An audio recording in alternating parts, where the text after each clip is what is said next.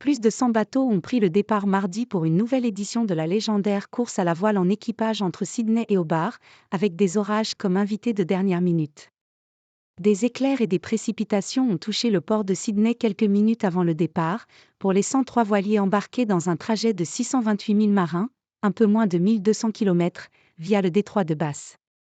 Parmi les favoris se trouve le Super Maxi Andoux-Comanche, tenant du titre, qui détient le record de l'épuisante traversée vers Hobart, sur la côte sud de l'île australienne de Tasmanie, en un jour, 9 heures, 15 minutes et 24 secondes, établi en 2017. L'embarcation, longue de plus de 100 pieds, environ 30 mètres, est rapide dans toutes les conditions, a assuré son skipper, John Winning.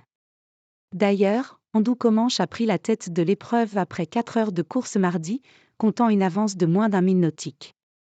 Cette année marque le 25e anniversaire de l'édition de 1998 endeuillée par la disparition de 6 participants à la suite d'une tempête. 5 bateaux avaient coulé, et 55 marins avaient été secourus. Des orages sévères, de la grêle et des rafales de vent imprévisibles sont attendus durant la course, a prévenu Gabriel Woodhouse, du service australien de météorologie, dans un dernier briefing avant le départ. Les embarcations toujours à l'eau vendredi risquent de faire face à des vagues hautes de 3 à 5 mètres, a-t-elle ajouté.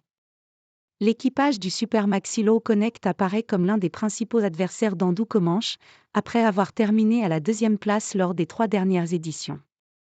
Je veux toujours gagner la course, et enfin la remporter serait un rêve qui se réaliserait, a déclaré son skipper, Christian Beck, à la chaîne de télévision Channel 9.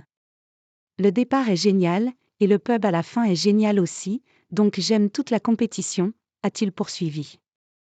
Parmi les prétendants à la victoire, figurent également 2 autres Super Maxis, SHK Scallywag, qui arbore un mât plus haut après d'importantes modifications, et les novices de Wild Thing 100. La météo difficile rend la course très passionnante pour l'équipage du SHK Scallywag, a assuré son skipper, David Witt, sur les réseaux sociaux.